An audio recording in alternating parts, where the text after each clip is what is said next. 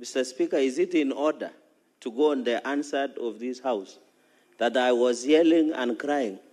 Me, I'm a dry Kalenjin man who was circumcised in 3 a.m. in the morning. Is it in order for the senator of Kisii to insinuate I was crying? In fact, I was arrested naked, but I've never cried about it, Mr. Speaker.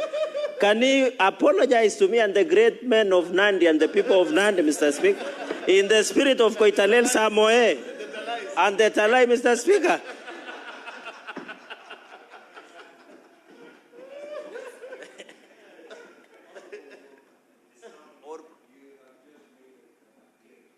They claimed that I was yelling.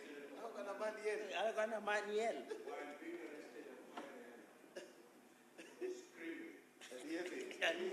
Kicking in the air. Can you apologize and say you made it in jest? Mr. Speaker, I literally saw Honorable Senator Cherargei wailing, asking for his gods to excuse him. And when I asked him what was the problem, he told me he had seen Mr. Matiang'i the night before. It was scary for him, Mr. Speaker. I'm using this argument, Mr. Speaker, to justify... Yes, sir. Yes, I never. Mr. Speaker, could you allow me to look for...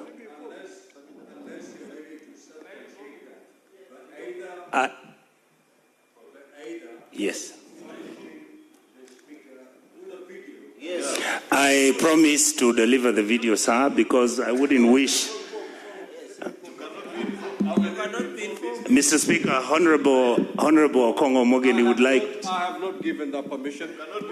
So upon our return, because yes, we proceed on recess today. Yes. At the adjournment of this House, we proceed on recess. Once we come back on the 17th of September, I'll provide the video and show how he was crying. Now proceed to conclude. He was wailing. Proceed. Mr. Speaker, I wanted to say that I plead with the new Inspector General of Police to make sure that he carries himself with the dignity that he has. Mr. Kanja is somebody we all know. I would like him to look at several issues, but I want to plead with this House and the National Assembly for the police service to perform.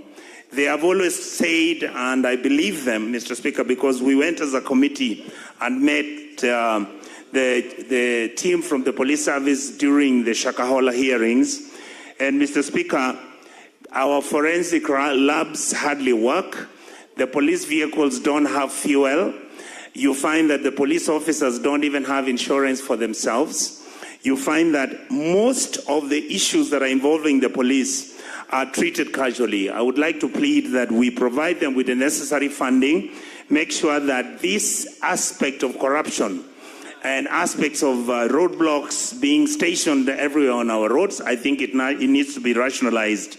And to finish, Mr. Speaker, I would like to say that I hope that Mr. Kanja will do an excellent job, make sure that this House interfaces with him, because we are the ones who will be oversighting him.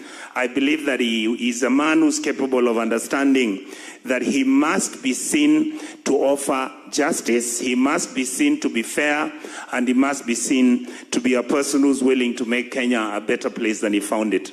Other than that, Mr. Speaker, I'd like to say that I honestly do feel that Mr. Kanja will be able to manage this office, and I hope that my colleagues in this House will be open enough for us to make sure that we begin to change our systems which are failing.